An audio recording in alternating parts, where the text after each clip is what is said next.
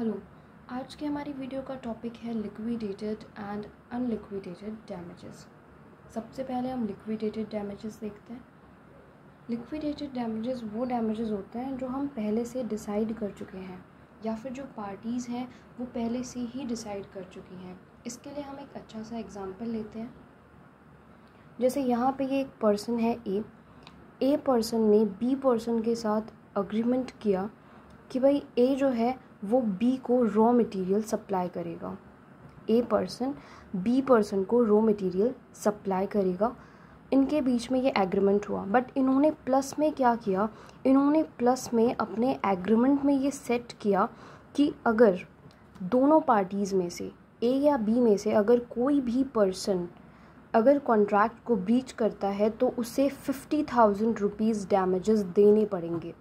अगर कोई भी पर्सन कॉन्ट्रैक्ट को बीच में छोड़ के जाता है, ब्रीच करता है कॉन्ट्रैक्ट का, तो उसे क्या करना पड़ेगा, उसे 50,000 रुपीज़ एज डैमेजेस देने पड़ेंगे।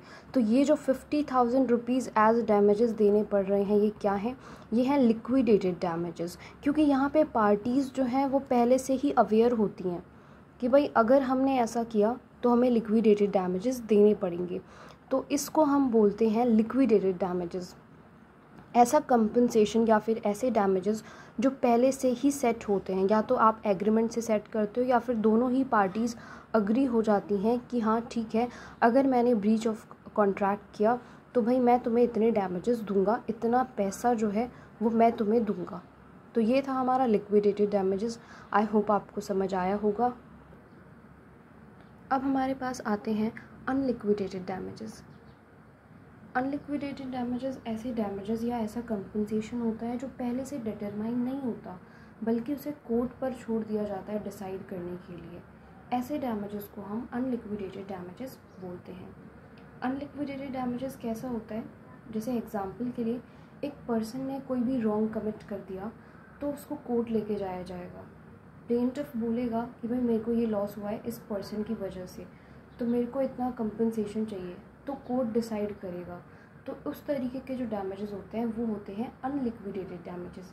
हम एक अच्छा सा एग्जांपल लेते हैं जिससे आपको क्लियर हो जाएगा कि अनलिक्विडेटेड डैमेजेस एक्चुअली क्या होते हैं। देखिए यहाँ पे एक पर्सन है, यहाँ पे एक पर्सन है ए नाम का।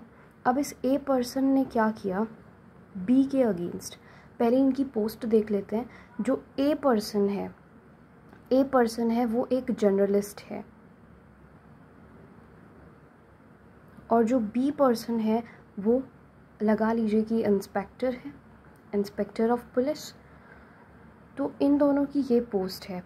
अब जर्नलिस्ट ने क्या किया, जर्नलिस्ट को बी पर डाउट हुआ तो इसने फॉलो किया। कुछ सर्कमस्टांसेस ऐसे लगे कि जर्नलिस्ट ने बी के अगेंस्ट एक पूरी की पूरी मैगज़ीन ही बना दी, मैगज़ीन प्रिंट कर दी और कहा कि भाई ये बी जो पर्सन है इसका कैरेक्टर अच्छा नहीं है, ये बी पर्सन बिल्कुल भी अच्छा नहीं है, ये इंस्पेक्टर की पोस्ट को डिज़र्व ही नहीं करता। ओके, तो अब बी को फील हुआ कि ये तो मेरा इंसल्ट है, डेफोमेशन हो गया मेरा। तो इसने बी ने क्या किया, बी ने ए के अगेंस्ट सूट फाइल कर दिया। बी ने कोर्ट में प्रूफ किया कि मैं इनोसेंट पर्सन हूँ और जो बी ए ने कहा है वो बिल्कुल गलत है, यानी ए की स्टेटमेंट जो है वो फॉल्स प्रूफ हो गई कोर्ट में। तो अब कोर्ट ने ए को कहा कि भाई तुमने बी को कंपनसेशन देना पड़ेगा।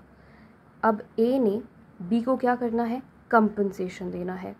तो यहाँ पे ये जो चीज़ थी, ये जो कंपनसेशन था, ये प्री डिसाइडेड नहीं था, ये प्री प्लान वगैरह नहीं था कि तुम ये करना फिर मैं ऐसे करूँगा तो तुम इतना डैमेजेस मेरे को दे देना। ये यहाँ पे प्री प्लान या पहले से डिसाइडेड नहीं था, डिटरमाइन नहीं था पहले से। ये किसने फ़िक्स किया, ये फ़िक्स किया कोर्ट ने।